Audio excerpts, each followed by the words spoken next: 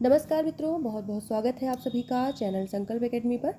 आज के इस वीडियो सेशन में हम स्थापना और तर्क वाले प्रश्नों पर चर्चा करेंगे। नेट के एग्जाम में स्थापना और तर्क वाले क्वेश्चन जो होते हैं लगभग 10 क्वेश्चन आते हैं, और अगर फर्स्ट पेपर को भी मिला लें तो मेरे हिसाब से 15 क्वेश्चन आते हैं। और इनका एक इनको सॉल्व करने का जो एक तरीका होता है वो आपने कई सारी वीडियो में देखा होगा, समझने की कोशिश भी की होगी।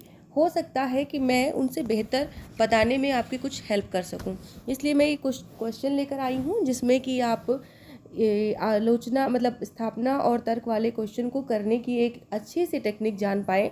इसके लिए आपको करना क्या है कि आपको ये पहले तो स्थापना को अच्छे से पढ़ना है, फिर उस स्थापना पर दिए गए तर्क को अच्छे से पढ़ना है, और फिर अपने आधार पर जो आपका पूर्व ज्ञान है, अपनी बुद्धि के अनुसार जो आपने पढ़ा है पूर्व ज्ञान, उसके आधार पर आपको उसे सॉल्व करना होता है कि क्या ये सत्य है और क्या ये असत्य है। तो चलिए शुरू करते हैं। हमारा पहला जो प्रश्न है जिसमें हम देख रहे हैं कि स्थापना क्या कह रही है कि आलोचना का कार्य कवि और उसकी कृति का यथार्थ मूल्य प्रकट करना है। मतलब यहाँ पर आलोचना की बात हो रही है कि आलोचना का कार्य क्या होता है, आलोचना के कार्य की बात हो रही है। और तर्क क्या कह रहा है, जो स्थापना होता है उसे ए से प्रदर्शित किया जाता है और तर्क है उसे आर से प्रदर्शित किया जाता है। तो स्थापना यानी कि ए, अगर यहाँ पर स्थापना ना भी लिखा हो, सिर्फ ए लिखा हो, तो इसका मतलब कि आपको इस विचार को समझना है, ये विचार है। और आर अगर लिखा है, तर्क ना लिखा हो, तो आर का मतलब कि ये उसको काटने वाला तर्क है। तो नीचे तर्क क्या कहता है कि इसके लिए कृति में व्याप्त गुणों का उद्घाटन और दोषों का विवेचन करना तो आलोचक का कार्य है ही, साथ ही समाज में और अन्य कलाकृतियों के बीच उस कृति का क्या स्थान और महत्व है, यह स्पष्ट करना भी आलोचना का उद्देश्य है। यहाँ पर समझने की बात क्या है, एक तो आपको पहले आलोचना के बारे में पता होना चाहिए कि आलोचना क्या है।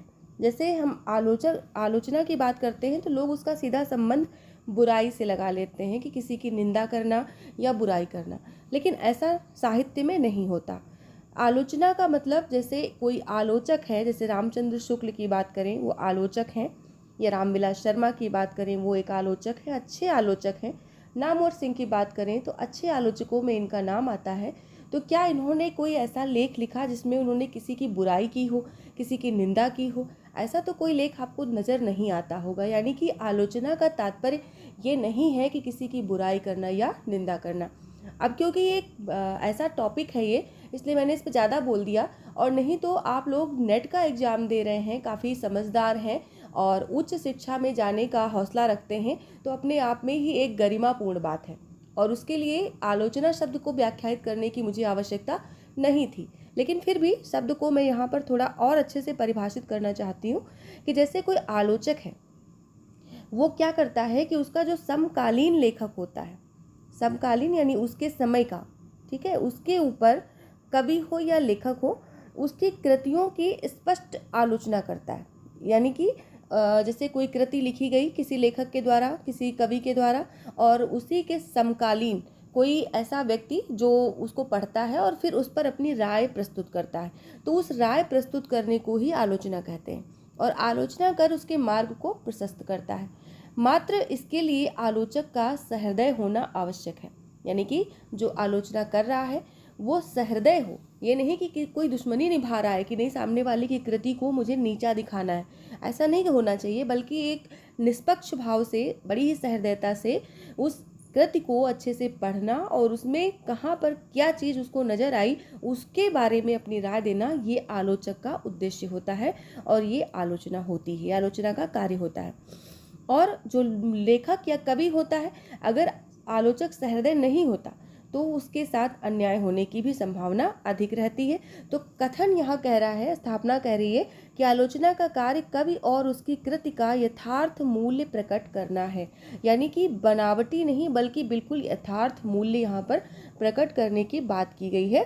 यानी जो आलोचक है, जो किसी कार्य मतलब किसी कवि की कृति का एक मूल्य प्रकट कर रहा है, उसमें उस मूल्य में जरा भी मिलावट न हो बल्कि यथार्थ जो है वो प्रकट किया जाए।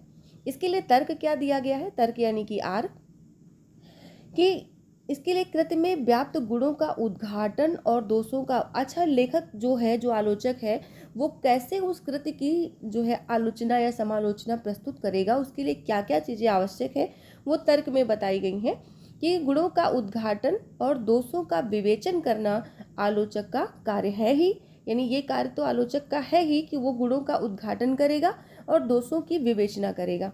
साथ ही समाज में और अन्य कलाकृतियों के बीच उस कृति का क्या स्थान और महत्व है, यह स्पष्ट करना भी आलोचक का उद्देश्य है। तो दोनों ही कथन यहाँ पर क्या हैं, सत्य हैं। ये दोनों ही कथन यहाँ पर सत्य हैं।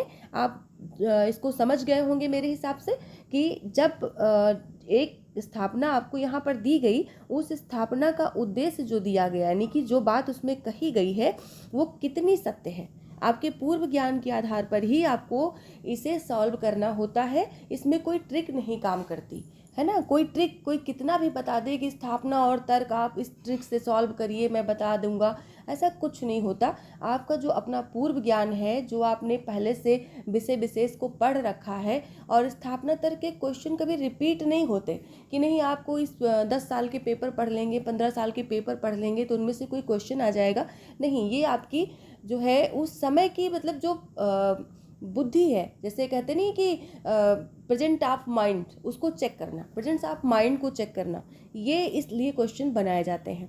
तो ये पहले से रटा रटाया कुछ भी नहीं होता, विषय विशेष का आपको यहाँ पर ज्ञान होना चाहिए, और वो ज्ञान कितना है वो आपके स्थापना और तर्क से आप जो है नंबर उसमें पाते हैं। आपका कथन सही होता है कि ये सत्य है या असत्य है। कभी कभी होता है ऐसा, ऑप्शन दिया गया होता है कि ये सत्य है और ये असत्य है, इस तरह से ऑप्शन दिए गए होते हैं, तो उसमें कुछ देते हैं कि आंशिक सत्य है और कुछ देते हैं कि आंशिक असत्य है। तो ऐसी भी स्थितियाँ बनती हैं, तो उस आधार पर मेरे हिसाब से कि आपको ऐसे ही सोच करके उनका आंसर देना चाहिए। चलिए इसी तरह का मैं अगला क्वेश्चन लेती हूँ, और उस अगले क्वेश्चन पर भी आपको मैं समझाने की कोशिश करती हूँ कि आप कैसे जो है स्थापना और तर्क के क्वेश्चन को करें। यहाँ पर स्थापना कह रही है कि उत्कृष्टता का प्रकाशन आलोचना का कार्य है। तर्क कह रहा है कवि प्रतिभाओं की विशेषताओं का पूर्व उद्घाटन आलोचना करती है।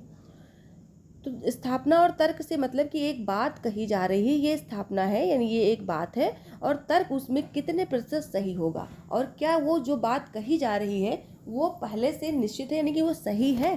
तो इस तरह से जब प्रश्न आता है तो हमें सबसे पहले स्थापना पर ध्यान देने की आवश्यकता होती है कि क्या ये कथन जो ऊपर दिया गया है ये सही है। तो यहाँ क्या कह रहा है कि उत्कृष्टता का प्रकाशन आलोचना का कार्य है। ऊपर वाले बिंदु पर हमने क्या पढ़ा था कि जो आलोचक होता है उसका कार्य क्या होता है। तो यानी जब किसी भी कवि की कृति पर वो अपनी आलोचना प्रस्तुत करता है तो उसमें उत्कृष्टता को भी उठाता है, यानी गुणों का भी उद्घाटन करता है, और जब उसमें दोष होते हैं तो दोषों को भी वो उद्घाटित करता है, उसकी विवेचना करता है।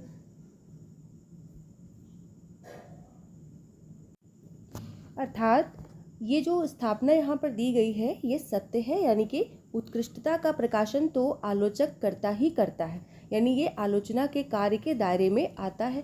तो ये सत्य हो गया। अब हम इस सत्य के तर्क को भी देखेंगे कि कवि प्रतिभाओं की विशेषताओं का पूर्व उद्घाटन आलोचना करती है, यानी कि जो कवि की प्रतिभा होती है, जो जैसे मतलब काव्य रचना भी एक बहुत बड़ी प्रतिभा है। आप जानते ही हैं काव्य हेतु में आता है प्रतिभा, व्युत्पत्ति, अभ्यास। तो इसमें कवि की एक प्रतिभा होती है काव्य को रचने की या किसी लेख को लिखने की, तो उसकी विशेषताओं का पूर्व उद्घाटन, यानी कि उससे पहले, यानी कि जो कवि है उसके मन पर किस प्रकार का प्रभाव पड़ा होगा और किस परिस्थिति के प्रभाव से उसने ये स्पष्ट किया होगा, यानी कि ये जो उसके अंदर प्रतिभा है और किस परिस्थितिवश उसके अंदर ये काव्य की प्रेरणा मिली होगी, जिसको यहाँ पर विशेषता के रूप में उद्घाटित किया जाना आलोचना का कार्य होता है। तो दोनों ही यहाँ पर सत्य हैं। आपके अनुसार यहाँ पर क्या होना चाहिए ज़रूर बताइएगा। तो दोनों ही सत्य हैं, यानी कि हमें जब स्थापना सत्य अगर लगती है और उस बात को हम सिद्ध करना चाहते हैं तो तर्क पर हम उतना ही ध्यान देंगे कि क्या ये इससे मिलता जुलता है, यानी कि जो हम यहाँ पर जो बात कही जा रही है उसी बात का समर्थन ये कर रहा है कि नहीं कर रहा है। यानी कि उत्कृष्टता का प्रकाशन, उत्कृष्टता में क्या आएगा, विशेषता तो आएगी ही आएगी। यानी कि जैसे किसी बात, किसी के गुण, उत्कृष्टता का मतलब किसी के गुण, किसी की विशेषता है ना। तो काव्य की विशेषता या कवि की विशेषता या कवि का गुण या काव्य का गुण, तो ये सब क्या है, ये सब विशेषता है। और ये पूर्व उद्घाटन आलोचना करती है, यानी उसकी परिस्थिति का प्रभाव और किस समय में, किस सामाजिकता में, किस वैयक्तिकता में उसके मन पर ये प्रकाश मतलब पड़ा है, जिसके कारण उसने वो कलाकृति लिखी है या रची है, तो उसका यहाँ पर सीधा संबंध आलोचना से है। इसलिए दोनों ही सत्य हो जाएंगे। अगला है, आलोचना के पीछे दो प्रधान पक्ष माने जाएंगे।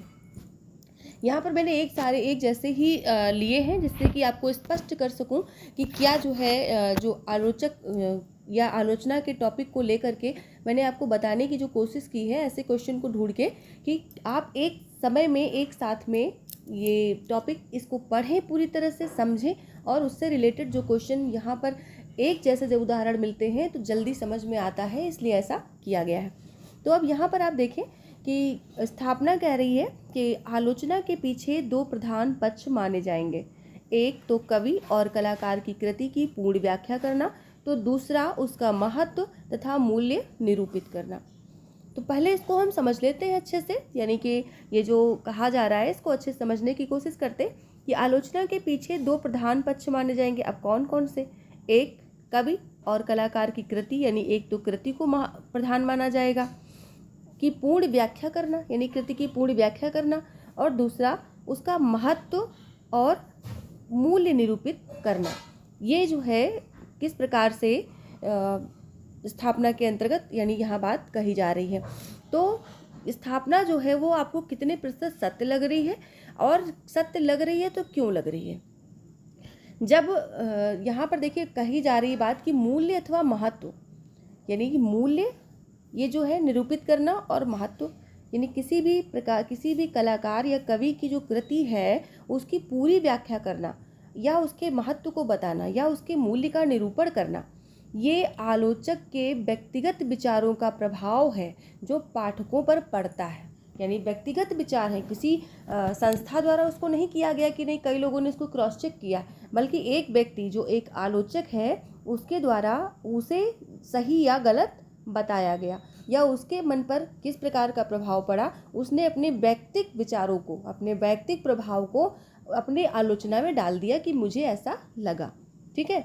अब यहाँ पर तर्क की बात करते हैं कि मूल्य अथवा महत्व का निरूपण आलोचक के व्यक्तिगत विचारों को प्रभाव पाठकों पर डाल देना है। तो यदि आलोचक अपने उत्तरदायित्व के प्रति जागृत है और दोनों पक्षों के कार्य का निर्वाह करता है, तो माना जा सकता है कि व्यक्तिगत प्रभावों से लेकर तटस्थ रूप से वो स्पष्टीकरण इस सीमा में आता है। यानी कि अगर कोई व्यक्तिगत जो है अपने प्रभाव जो उसने महसूस किया उस कृति को पढ़ करके, और जो उसकी मन स्थिति बनी, उसके सिद्धांतों का स्पष्टीकरण भी, वो दोनों चीज़ें सीमा में आती हैं और ये प्रभाव पाठकों पर पड़ता ही पड़ता है। यानी कि जब हम किसी की आलोचना पढ़ते हैं तो वो, जैसे हजारी प्रसाद द्विवेदी की मान लीजिए, हमें उनके बारे में कुछ जानना है और हमने जो है उस पे पढ़ा उत्तर कबीर, जो कि एक आलोचना है। अब उत्तर कबीर के जो आलोचक हैं उनके प्रति क्या राय है, हजारी प्रसाद द्विवेदी के प्रति क्या राय है, उस जो है राय को हम न चाहते हुए भी हमारे ऊपर प्रभाव डालने देंगे। जैसे व्यक्तिगत, यानी कि लिखा तो व्यक्ति ने, मतलब लेखक ने व्यक्तिगत रूप से है और उसका महत्व उसने अपने अनुसार देखा है, लेकिन जब उस आलोचना को पाठक पढ़ता है तो उसके ऊपर वो प्रभाव पड़ता है। तो यानी कि दोनों यहाँ पर सत्य हैं। तो स्थापना भी सत्य है और तर्क भी सत्य है। अगले वाले पर भी हम प्रकाश डालते हैं थोड़ा। अगला है कि आलोचक को व्यक्तिगत कृति की आलोचना के साथ समय समय पर सामूहिक रूप से साहित्य को प्रेरित करने वाले विचार प्रकट करने चाहिए। आलोचक को व्यक्तिगत कृति की आलोचना के साथ, यानी कि जब वो किसी की आलोचना कर रहा है, आलोचना लिख रहा है, तो उस समय उसके मन में जो प्रेरित करने वाले विचार जो प्रकट होते हैं, वो साहित्य को प्रेरित करने वाले विचार जो हैं प्रकट करने चाहिए। यानी कि उस कृति में जो कि आलोचना के नाम से वो कर रहा है उसमें भी करने चाहिए, क्योंकि ये एक कलात्मक दृष्टि से संवेदना रखने वाला गुण होता है और ये जो गुण है ये आलोचक के अंदर होता ही होता है। तो ये न चाहते हुए भी प्रभावी होगा, यानी आलोचक अगर सहृदय है और उसका गुण उस आलोचना पर हावी होगा तो ये प्रभावी होगा, यानी कि वो जो लेखक है या कवि है उसके विशेषताओं को, उसके गुणों से प्रभावित होकर के अपने विचार प्रकट करेगा, जिससे साहित्य को प्रेरित करने वाले सामूहिक रूप से विचार प्रकट होंगे और ये लोगों के सामने आएंगे। इसलिए ये सत्य है। इसके बाद हम बात करेंगे सहृदय के साथ निष्पक्षता के मेल बिना आलोचक किसी कृति की आलोचना से न्याय कर सकता है। सहृदय के साथ निष्पक्षता के मेल बिना आलोचक किसी कृति की आलोचना से न्याय कर सकता है। सहृदय होना चाहिए आलोचक को, लेकिन उसके साथ साथ निष्पक्षता भी होनी चाहिए, यानी कोई पक्ष वो नहीं ले सकता, उसको निष्पक्ष होना चाहिए। और इन दोनों के मेल के बिना आलोचक किसी भी कृति के साथ जो है आलोचक किसी कृति की आलोचना से न्याय कर सकता है, यानी कि दोनों ही एक साथ जो है वो मेल बिना, यानी कि दोनों चीज़ें एक साथ नहीं होनी चाहिए। यानी अपने परिचितों और आत्मीयों की कृतियों में उसको अच्छे गुण दिखाई देंगे, लेकिन अन्य की कृतियों में उसको दोष अधिक दिखाई देंगे। तो इस स्थिति में ये सहृदयता नहीं है, ये दोष हो जाएगा। ये निष्पक्षता नहीं है, ये एक दोष हो जाएगा।